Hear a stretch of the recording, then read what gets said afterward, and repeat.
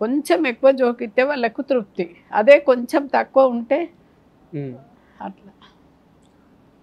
ఏ టైంలో మీరు అంటే మనుషులను పెట్టి వంటలు చేయించేవాళ్ళు, ఏ సంవత్సరంలో ఇంకా ఇలా కాదు పని ఎక్కువ అయిపోయిందని చెప్పేసి ఇందాక కొన్ని మిషన్లు చూసాం, ఒక్కోటి 8 లక్షల రూపాయల మిషన్, ఒక్కోటి 10 లక్షల రూపాయల మిషన్లు అలా ఉన్నాయి. ఏ సంవత్సరంలో ఈ మిషన్లు కొనాలనే నిర్ణయానికి వచ్చారు? అంటే మా మనమడే చూసి, వాడు ఆన్లైన్లో చూసి కేరళ నుంచో ఎక్కడి నుంచో తెప్పించిండు అనమాట. ఇట్లా పాపం వాళ్ళ కష్టం అవుతుంది కదా, మురుకులు ఒత్తుడు బాగా కష్టం అవుతుందని.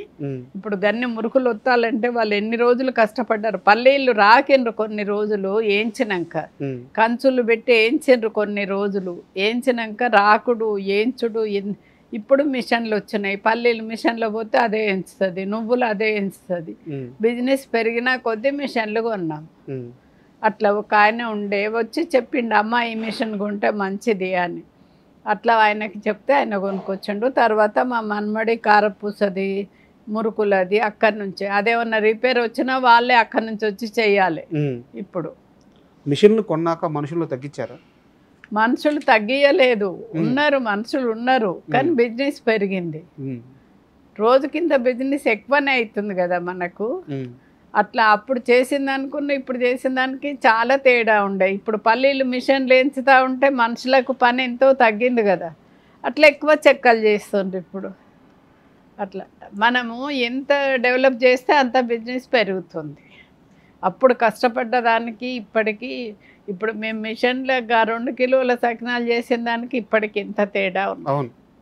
ఇప్పుడు రోజు 300 కిలోలు 200 కిలోలు అట్లా చేస్తారు. అప్పుడు 2 కిలోలు చేసినాం.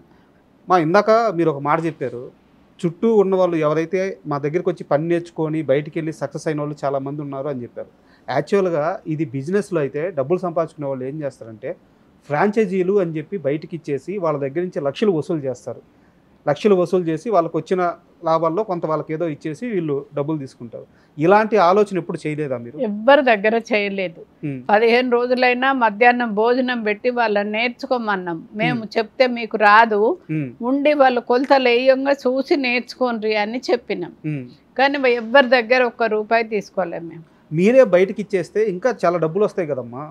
వస్తాయి కానీ అట్లా చేయలేదు మేము. 10 మందికి ఉపాధి కల్పిస్తే మంచిదే కదా మనకు. ఒక మంచి పని చేస్తే ఎంత మంచిదో మీకు తెలుసు కదా, మంచి పని చేయాలనే చేసినాం. అట్లా ఇందాక మేము వచ్చినప్పటికీ మీరు శుద్ధంగా కూర్చొని నీట్గా ఆ సకినాలు వేస్తూ ఉన్నారు. అదే. ఎంతమ్మా వయసు? నాకా 83. 83 ఏళ్ళ వయసు. చాలా ఆరోగ్యంగా ఉన్నారు. మీరు పని చేయించడం కాదు, పని చేస్తున్నారు.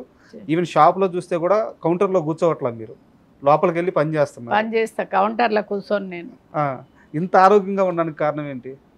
కారణం ఏంటంటే బయట ఫుడ్ తినాను అంతే. మన ఇంట్లో ఫుడ్ మంచిగా ఆరోగ్యంగా చేసుకొని నేనే తింటాను. బయట ఫుడ్ తిన్నాను కాబట్టి ఇట్లున్న ఏ ఫంక్షన్కి పోయినా ఏం తినను నేను. ఆరోగ్యం ఏంటంటే గదే, ఇంకొకటి ఏం లేదు. నాన్ వెజ్ తింటా నేను, అన్నీ తింటాను. అసలు ఒక రోజులో మార్నింగ్ నుంచి నైట్ వరకు ఏం తింటారు ఒకసారి చెప్పండి. ఎలా ఒక రోజులో ఉదయం నుంచి నైట్ వరకు ఏ ఆహారం ఏ టైంలో తీసుకుంటారు? ఒకసారి ఏ టిఫిన్ చేసుకుంటే ఆ టిఫిన్ తింటా. ప్రొద్దున మధ్యాహ్నం 2 గంటలకు అన్నం తింటా. అన్నంలో ఏం తీసుకుంటారు? అన్నం వల్ల ఏ కర్రీ చేసుకుంటే ఆ కర్రీ. నాన్ వెజ్ అయితే నాన్ వెజ్, పప్పు సాంబార్ ఏవి చేస్తే అవే, వేరే స్పెషల్గానే ఏం లేదు. ఇంట్లో అందరికి ఏవి చేస్తే అవే తింటాను. తిని మళ్ళీ 7 గంటలకు ఏదన్నా ఒకటి తింటా. పండ్లు ఏమన్నా తిని టీ తాగుతా. టీ తాగి 10:30కు అన్నం తింటా. తిన్నాక పడుకుంటే ఆరోగ్యానికి మంచిది కాదు అని అంటారు. కానీ నాకు అలవాటు, నా శరీరానికి ఎట్లా అలవాటు అయిందో అట్లనే తింటా నేను. మీరు ఎవరు చెప్పినా మారను అని. అందరూ డైటింగ్ అని ఇది అది కదా. రోజు 4-5 సార్లు టీలు తాగుతా నేను. షుగర్ వేసుకోను. షుగర్ ఉన్నది నాకు, షుగర్ ఉన్నది, బీపీ ఉన్నది, కానీ షుగర్ వేసుకొని టీలా. ఎలాంటి ప్రత్యేకమైన డైట్ లేదు? డైట్ ఏది లేదు నాకు. ఇప్పుడు మా కోడలు వాళ్ళందరూ ఎన్నో చేస్తారు, అన్ని డైటింగ్ అని, జ్యూసు, బయటకు పోయి ఏదో తింటారు వాళ్ళు. మా మన్మరాలు ఆయిల్ తక్కువ వేయాలని, కారం తక్కువ వేయాలని ఎన్నో వాళ్ళు అన్నీ అంటారు. కానీ నేను తినే ఫుడ్డే నేను తింటాను. ఫస్ట్ నుంచి ఏది అలవాటు ఉన్నదో అదే తింటాను. మీ మనోడు అనుకుంటాను, ఏం పేరమ్మా మనోడు? రామ్ గోపాల్. వారు ఫారెన్లో ఉండేవారు, ఈ బిజినెస్ని చూసుకోవడానికి అక్కడ జాబ్ మానేసి వచ్చేసారు అని చెప్పి విన్నాను. ఆయన వచ్చిన తర్వాత బిజినెస్ ఎలా మారింది? వాడు వచ్చినాక అన్ని బ్యాంకు లెక్కలు అన్నీ వాడే చూసుకుంటాడు కదా. ఈ టీవీ వాళ్ళందరూ వానికే ఫోన్ చేస్తారు, వాడే చూసుకుంటాడు అన్నీ. ఇప్పుడు అన్ని దేశాలకు పోయేటట్టు చేసిండు వాడే. ఇక్కడ అన్ని షాపులకు వేస్తారు, 10-12 షాపులకు ఇచ్చొస్తారు. రోజు కాదు, వారానికి ఒకసారి ఇచ్చొస్తారు. అట్లా అన్ని వాడే చూసుకుంటాడు కాబట్టి బిజినెస్ ఎక్కువ పెరిగింది. ఇప్పుడు ఇది కూడా నువ్వు ఉంటావా ఎటన్నా పోతావా అని అడుగుతాడు. కరెక్ట్ మీరు వచ్చే టైంకి ఇడు ఉండాలి అని చెప్తాడు ముందే ఫోన్ చేసి. నాకు ఇక ఫంక్షన్లు ఇటు అటని పోతావు కదా ఉండా అని ముందే చెప్తాడు. చెప్పి టైంకు నువ్వు అక్కడ పో నానమ్మ, 11 గంటల వరకు వాళ్ళు వస్తారు, నువ్వు అక్కడ ఉండాలి అని. నేను ఉండేది అక్కడ షాప్ కాడ కదా, ఇంట్లో ఉంటా కదా, పొమ్మని చెప్తే వచ్చేస్తాయి ఇక్కడికి. ముద్దుల మనవడా? మీ దగ్గర లడ్డు కోసం ప్రత్యేకంగా ఒక మనిషిని పెట్టారని తెలిసింది. నాకు తెలిసినంత వరకు 22 సంవత్సరాలు 23 సంవత్సరాలు అయింది వారు మీ దగ్గరికి వచ్చి. ఇప్పటికే ఉన్నారా? ఉన్నారు. ఏం పేరు వాళ్ళ పేరా? వారి పేరు నర్సయ్య, లక్ష్మి అని వాళ్ళు ఉన్నారు. ఇంకా వేరే లక్ష్మి అని ఉన్నది, చాలా మందే ఉన్నారు. ప్రత్యేకంగా లడ్డు మాత్రమే వేస్తారా?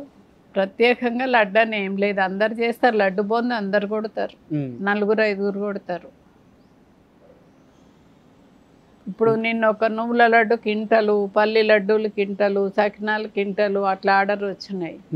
ఆర్డర్ వస్తే చేసిండ్రు, ఏవి కింటలు చేసిండ్రు. అంటే మీ బిజినెస్కి సరిపోని పూర్తి వ్యతిరేకమైన ఒక క్వశ్చన్ అడుగుతాను.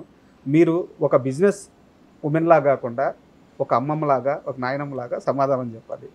మామూలుగా ఇంతకుముందు పండగ వచ్చిందంటే ఇంట్లో ఉన్న మగవాళ్ళు దానికి సంబంధించిన వస్తువులన్నీ తెచ్చిచ్చేవాళ్ళు, వాళ్ళ పని వాళ్ళు చేసేవాళ్ళు. ఆడవాళ్ళందరూ నీట్గా పొయ్యి దగ్గర కూర్చొని వాటిని పిండి వంటలు చేసేవాళ్ళు. ఈ రోజుల్లో పండగ వస్తే అసలు ఎవ్వరూ వండట్లేదు, అందరూ బయట కొనుక్కుంటున్నారు. మీలాగా మీ శ్రీదేవి ఫుడ్స్ లాగా మంచి షాప్ కానీ దొరికితే అసలు వండట్లేదు. అదే ఇప్పుడు మా షాప్లకు వచ్చిన వాళ్ళు మా ఆవిడకు పని లేకుండా చేసిండ్రమ్మా, మీరు మా ఇంట్లో వంటలాగా చేసి ఇస్తారు, మా అమ్మలాగా మా నాయనమ్మలాగా అని అట్లా చెప్పిపోతారు. ఓ వీడియో తీసుకొని పోతారు, వచ్చి మిమ్మల్ని చూస్తే మా అమ్మలాగా అనిపిస్తుంది అంటారు. అందరూ వస్తే ఏదో ఒకటి చెప్పిపోతారు మంచిగా ఉన్నాయని.